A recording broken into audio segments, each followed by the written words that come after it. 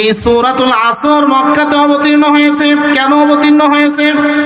সাইয়্যিদিনা হযরতে আবু বকর সিদ্দিক রাদিয়াল্লাহু তাআলা আনহু, যিনি আল্লাহর নবীর একজন জলিলুল কদর সাহাবী, শুধু জলিলুল কদর সাহাবী না, আল্লাহর নবীর সবচাইতে দামি সাহাবী ছিলেন হযরতে আবু বকর। কথা বলেন ঠিক কিনা? হযরতে আবু বকর ইসলাম গ্রহণের পূর্বে তার একজন বন্ধু ছিল, নাম ছিল কালাদা ইবনে উসাইদ। এই কালাদা ইবনে উসাইদের সাথে আবু বকরের বড় বন্ধুত্ব ছিল, বড় অন্তরঙ্গ বিষয়। তার সাথে ওঠা বসা চলাফেরা, এমনকি তার সাথেই তিনি ব্যবসা বাণিজ্য করতেন।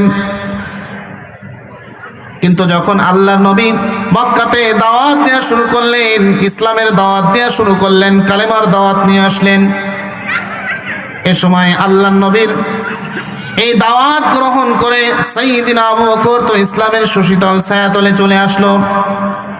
এখন আর ওই কালাদার সাথে বন্ধুত্ব নাই, দেখা সাক্ষাৎ নাই। হঠাৎ দীর্ঘদিন পরে কালাদার সাথে দেখা হয়ে গেল আবু বকরের। সাইয়্যিদিনা হযরতে আবু বকর সিদ্দিক রাদিয়াল্লাহু তাআলা আনহুকে দেখে কালাদা ইবনে উসাইদ ডেকে বলছে, ও দোস্ত, তোমার সাথে তো আমার বন্ধুত্ব ছিল, ভালোবাসা ছিল, তোমার সাথে একই সাথে ব্যবসা বাণিজ্য করলাম, কিন্তু কি যে হয়ে গেল আবু বকর, তুমি মুহাম্মদ নামক ব্যক্তির কাছে গেলে, আর যাওয়ার পরে আমাদের সেই বাপদাদার ঐতিহ্যবাহী ধর্ম ত্যাগ করলে, এমনকি একসাথেই ব্যবসা বাণিজ্য করতাম, ব্যবসাও ছেড়ে দিলে। ও আবু বকর, তুমি তো শুধু দুনিয়া না, তুমি সব বিষয়ে পিছিয়ে গেলে, তুমি তো ব্যবসা বাণিজ্যেও পিছিয়ে গেলে, তোমার ব্যবসাতে ক্ষতি হয়ে গেল, তোমার ধর্ম বিষয়েও তোমার ক্ষতি হয়ে গেল। হযরতে আবু বকর সিদ্দিক রাদিয়াল্লাহু তাআলা আনহু ডেকে বললেন, ও বন্ধু কালাদা, যেই ব্যক্তি আল্লাহ ও তার রাসূলকে ভালোবাসে, যেই ব্যক্তির অন্তরে আল্লাহ ও তার রাসূলের মহব্বত ঢুকে যায়, এই ব্যক্তির কাছে দুনিয়া এবং দুনিয়ার মধ্যে যা কিছু আছে সব কিছুই তুচ্ছ মনে হয়। কথা বলেন ঠিক কিনা? ও কালাদা, আমি ক্ষতিগ্রস্ত হইনি।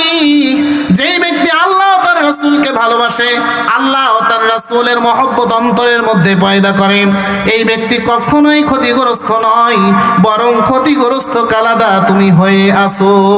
ঠিক কিনা?